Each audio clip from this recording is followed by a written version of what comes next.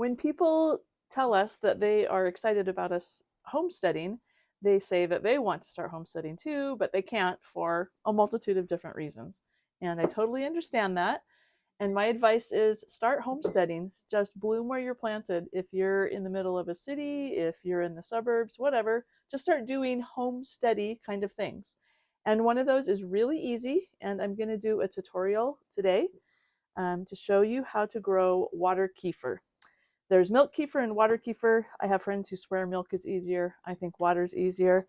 And some people call it KEFIR or something fancy, but we are not fancy here. We're simple. So we call it water kefir. Trying to explain what it is from cactus and it's yeast and bacteria. It's a probiotic drink. And they call it kefir grains. It has nothing to do with grain. It's not like, wheat or any other kind of grain.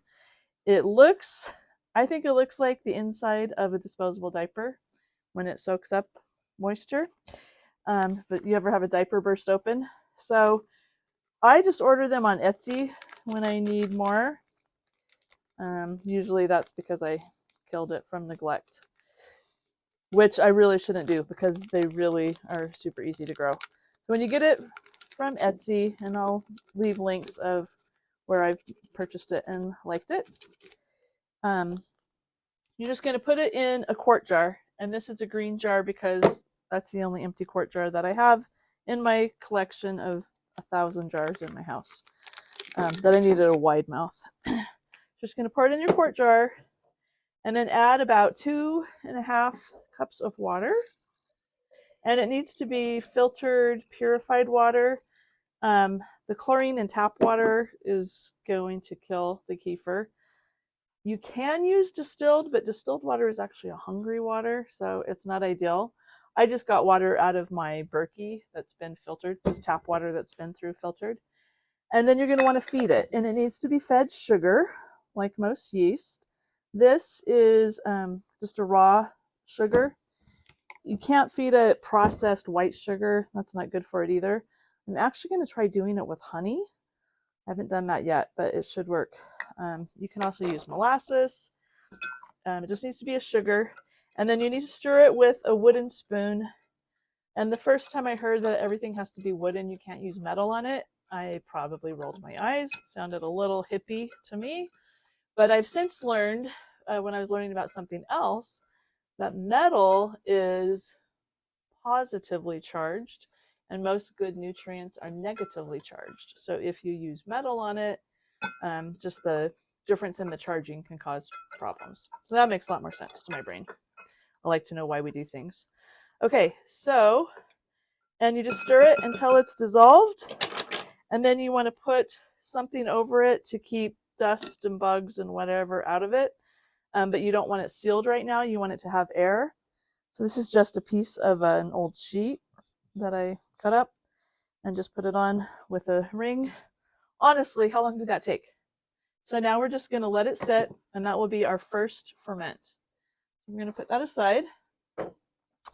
So I have one that's already been through its first ferment. So I'm going to take the lid off, and I'm going to use my non-metal strainer. Because I'm on camera, I'll probably spill. But I'm going to pour this water off in here. And you can see what the grains look like when they're fed and they're happy. And I actually had a friend ask me today if she could get some from me, and they grow. And so I'm going to take some over to her because now I have some that I can spare. Okay, so I'm going to pour that off. I'm just going to finish this process so you can see what to do and how easy it is and how lame it is when I let mine die. Okay, so you just pour it back in. Add your third cup of sugar again. Some people worry about the sugar content, but the kefir grains actually eat the sugar, and so you're not drinking sugar water because your grains are eating that sugar. And I need some more water, so I'm going to grab another 2.5 cups. Pour that in.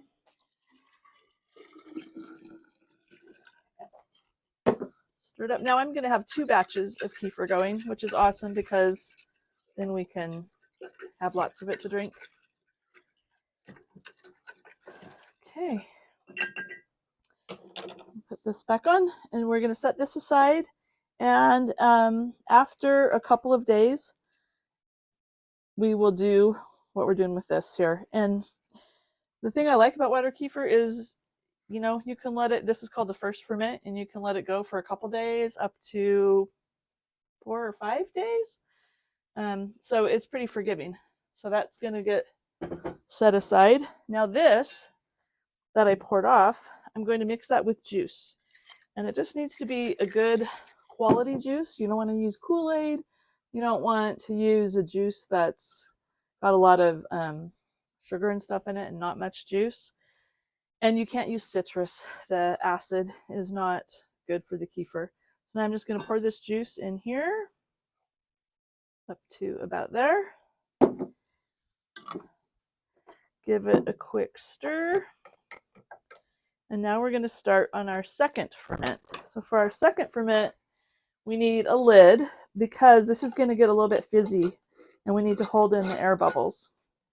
This is my vintage mayonnaise jar lid I got at a estate sale the other day. I love it. And now I'm just going to set this aside for a couple of days. And then when we open it up, we will drink it and it will be delicious and it will be a little bit fizzy. A couple things on, you can put this in different kinds of bottles. This is the safe bottle. You don't want any explosions, you use this kind of a bottle. You can also just like recycle some glass bottles. You can use these kind of bottles, which you can pick up at the thrift store all day long. This is like an old soda bottle. And the lid goes on like this. True story. Well, they're hard to clean, so you'll see it's a little bit dirty. Even with a bottle brush, they're hard to get completely clean. We were doing this with purple grape juice, and I opened it up in our last house, and as soon as I released the pressure, kefir shot out everywhere, all over the blinds and the curtains and the window and everywhere. So a few days later, with the next batch, Clint opened it and he's like, well, I'm just going to like burp it really easy. It's going to be fine. No sort of explosion everywhere again. So it really is the shape of the bottle and this narrow neck. My dad, the science teacher, probably could have explained it to you. I can't. Something to do with the pressure, how the pressure builds and everything. So if you're daring, go for these. And if you check it and you burp it, you're generally okay, but fair warning. So you can also put it in the fridge for a day or two before opening it, and that will that's right. That reduce... calms it down. Yes, that settles it down. That's right. And it I mean, it is like, you know, kind of like soda pop when you do that. So that's it. How easy is that? Couple things I wanted to tell you is I started making this when our other son, Clark, was going to Africa on his mission, and I was worried about gut health. So I started making water kefir, and the whole family was drinking it because it's delicious.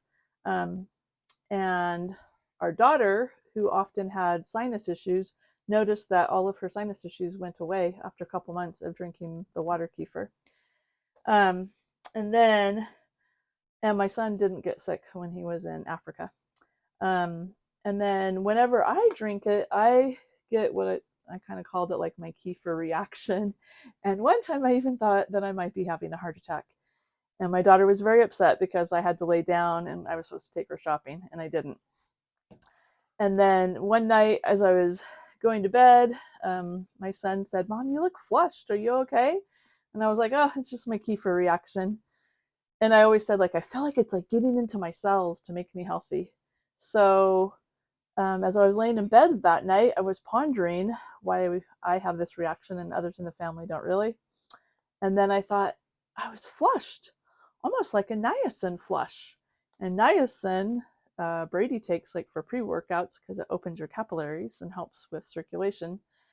And so I got up in the morning and did a little research. yes, there's niacin in kefir, and so when I have my little reaction, it's really just niacin flush that's happening, and it's good for you.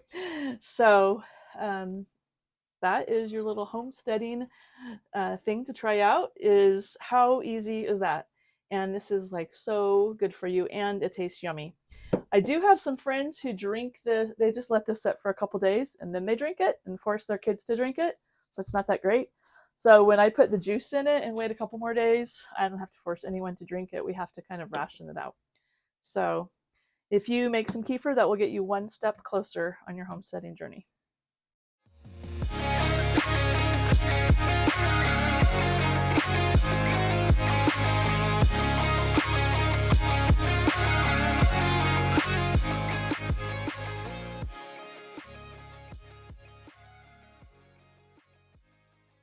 So when people It's